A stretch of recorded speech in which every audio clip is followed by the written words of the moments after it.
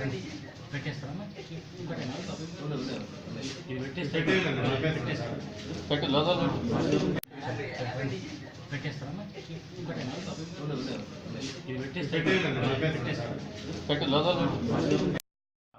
Alias Gupta, alias సేటు, alias Arvind Gupta, AK Gupta, Arjun Gupta పేరు ఇతనికి. అయితే ఇతను ఇంజనీరింగ్ గ్రాడ్యుయేట్ యాక్చువల్గా చెప్పాలంటే.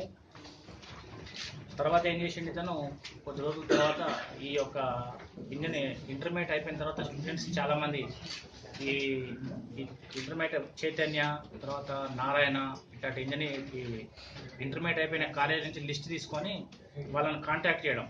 సైన్స్ వాళ్ళని అయితే ఎంబీబీఎస్ సీట్ ఇప్పిస్తారని, లేదా మ్యాథ్స్ వాళ్ళని అయితే ఇంజనీరింగ్ సీట్ ఇప్పిస్తా వేరియస్ కాలేజీలు అని చెప్పి ఇతను ఫస్ట్ వెలుగులోకి వచ్చింది ఎప్పుడంటే 2005లో జూబ్లీ హిల్స్ పోలీస్ స్టేషన్స్లో ఇది పెట్టిండంట. అపెక్స్ అని చెప్పి ఇది division of Shri Rajarajeshwara educational services private limited అని చెప్పి పెట్టింది దీన్ని ఫస్ట్.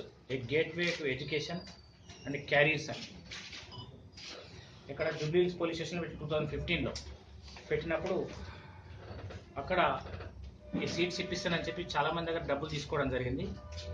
తర్వాత వాళ్ళకి సీట్లు రాకపోయేసరికి వాళ్ళందరూ వచ్చి కేసులు పెట్టిండ్రు. జూబ్లీ హిల్స్ పోలీస్ స్టేషన్లో 9 కేసులు నమోదైనాయి మీద. ఎప్పుడో 2015లో అప్పుడు వాళ్ళు అరెస్ట్ చేసిండ్రు. మళ్ళీ బెయిల్ తీసుకొని వచ్చేసిండు బయటికి. వచ్చిన తర్వాత 2016లో మళ్ళీ పంజగుట్టలో పెట్టిండు ఆఫీస్.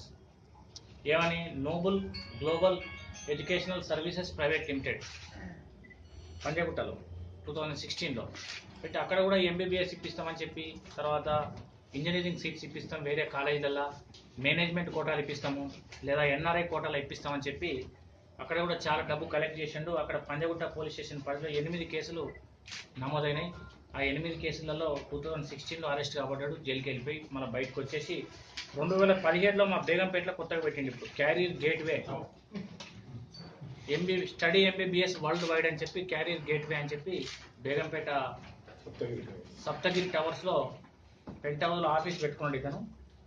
పెట్టుకొని ఇప్పుడు కొత్తగా ఒక ఇద్దరి దగ్గర మాకు వచ్చిన సమాచారం ప్రకారం బేగంపేట పోలీస్ స్టేషన్లో ఒక 2 కేసులు నమోదైన ఇందులో ఒకటి క్రైమ్ నెంబర్ 306 దిలీప్ కుమార్ అని చెప్పి కంప్లైంట్ లాడ్జ్ చేసిండు.